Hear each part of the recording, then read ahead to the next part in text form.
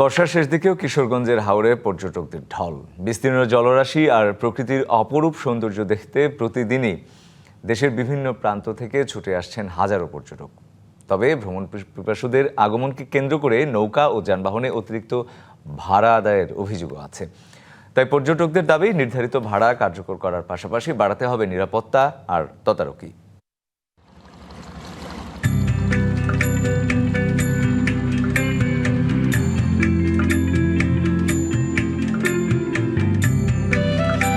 এ যেন জলের কাব্য। বর্ষার পানিতে থই থই হাওর, যতদূর চোখ যায় শুধু বিস্তীর্ণ জলরাশি, স্বচ্ছ পানির সঙ্গে প্রকৃতির অপরূপ মিতালি। আর প্রকৃতির এ সৌন্দর্য উপভোগ করতে প্রতিদিনই ভিড় করছেন হাজারো পর্যটক। পর্যটকদের অন্যতম আকর্ষণের কেন্দ্র ইটনা, মিঠামইন ও অষ্টগ্রামকে সংযুক্ত করা হাওরের অলয়দার সড়ক এবং নিকলি বেড়িবাঁধ। এছাড়া ছুটির দিনগুলোতে ভিড় আরও বেড়ে যায়। হাওরের বৈচিত্র্যটা হলো প্রচুর পানির মাঝে ট্রলার বা নৌকা দিয়ে ঘুরে বেড়ানোর আনন্দটাই আলাদা। নির্মল বাতাস, সুন্দর জলরাশি। বাংলা কিউআর যেখানে নগদ পেমেন্ট সেখানে। সারা দেশে 10 লাখেরও বেশি মার্চেন্টে নগদে পেমেন্ট করুন খুব সহজে। অনেক সুন্দর। পর্যটকদের আগমনে ব্যস্ততা বেড়েছে স্থানীয় ব্যবসা বাণিজ্যেও। ব্যস্ত সময় কাটছে নৌকার মাঝি, দোকানি, হোটেল ও রেস্তোরাঁ ব্যবসায়ীদের। 2 দিন সরকারি ছুটি আছে, তার জন্য আমাদের এখানে 2 দিন পর্যটক প্রচুর বিপুল পরিমাণ নামে।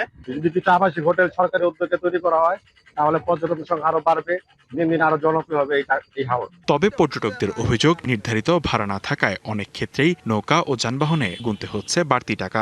আপনি যদি অপরিচিত হন, আপনার কাছ থেকে ভাড়া হোক বা যে হোক, আপনার অব্যবস্থাপনা বেশি নেওয়ার চেষ্টা করে। আমাদের একটা দল আসছে 30 টাকা, সেখানে আমাদের কাছে 80 টাকা চায়। প্রশাসন এই বিষয়ে আরো নজরদারি করা উচিত যাতে এই প্রবলেমটা না থাকে। তবে মাঝিদের দাবি, বর্ষা মৌসুমেই তাদের আয়ের প্রধান সময়। ডিজেল সহ নিত্য প্রয়োজনীয় জিনিসের দাম বৃদ্ধিতে কিছুটা বাড়তি ভাড়া নিতে হচ্ছে। সপ্তাহে 2 দিন দুইটা ভাড়া লাগে বইতে। সারাক্ষণ আমরা পয়সা লাগে, তার 2টা লোক লাগে নৌকার মাঝে। তেলের দর বাড়তি, মোবিলের দর বাড়তি। একটা লোকের বেতন হলো আপনার 10 থেকে 12,000 টাকা। 3 বেলা খাওয়ানি লাগে, এগুলির বেতন তো আমরা দেওয়া লাগে। রেস্টুরেন্ট ও যানবাহনে অতিরিক্ত ভাড়া আদায়ের অভিযোগ পেলে ব্যবস্থা নেওয়ার কথা বলছে প্রশাসন। মধ্যে বালিখোলা এবং চামড়াঘাট যে ঘাট রয়েছে, এটা সিসি ক্যামেরার আওতায় নিয়ে এসেছি। ভাড়াটা নির্ধারণের জন্য আমরা উদ্যোগ নিয়েছি এবং যে নৌকাগুলো আছে এই নৌকাগুলোর আমরা একটা ডাটাবেস তৈরি করছি। যারা আসছে তারা হচ্ছে আমাদের এই জেলার জন্য অতিথিদেরকে আমাদের যেরকম করে আমরা সম্মান করি, তাদেরকে যেভাবে আপ্যায়ন করি, সেই আপ্যায়নটার জন্য এখান থেকে সেই ক্ষেত্রে আমরা হোটেল রেস্টুরেন্টগুলোকে বলে দিয়েছি।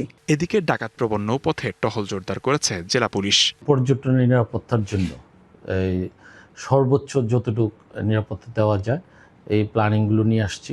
যেমন থানার অফিসাররা ইটনা অফিসারদের সাথে পরস্পরকে যোগাযোগ করে হাওরকে নিরাপদ রাখতে পারে, এরকম একটি পরিকল্পনাও করা হয়েছে।